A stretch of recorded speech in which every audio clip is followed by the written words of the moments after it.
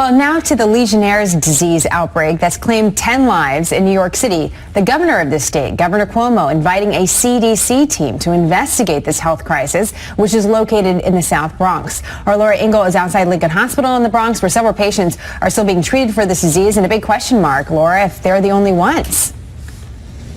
That's right. And, we've just learned that the state's health commissioner plans to meet with those officials from the Centers for Disease Control in the next hour here in New York City to discuss a coordinated response to this historic outbreak. Now, as that meeting is taking place, there's a lot of work being done up upon the roofs of a lot of buildings here in New York.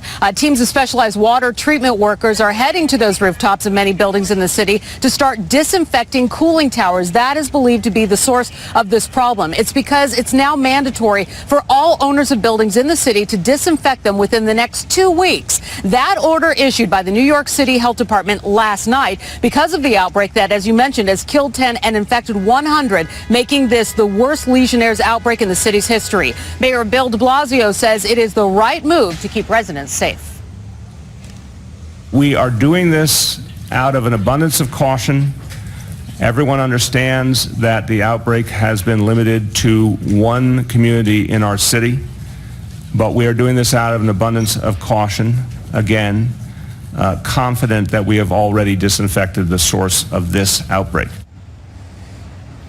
Now, we spoke with the operators of the Metro Group, one of the industrial cleaning companies in the area that does this type of disinfecting work. They provided us with these pictures. They tell us that their phones are ringing off the hook right now with building owners trying to get their crews out. The group says that cleaning all of the cooling towers in New York City in 14 days would be a, quote, Herculean task.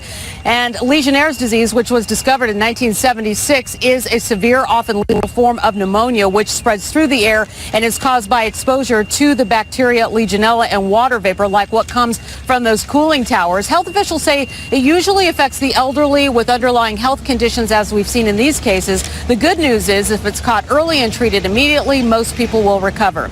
Now, the CDC reports that there are up to 18,000 cases of Legionnaires disease every single year in the United States. In fact, one woman in Cleveland died yesterday from complications from that disease. And the reason, of course, that this is so unusual is because we've had this big cluster in the Bronx area in New York. More to come as we get it from that meeting in the next hour.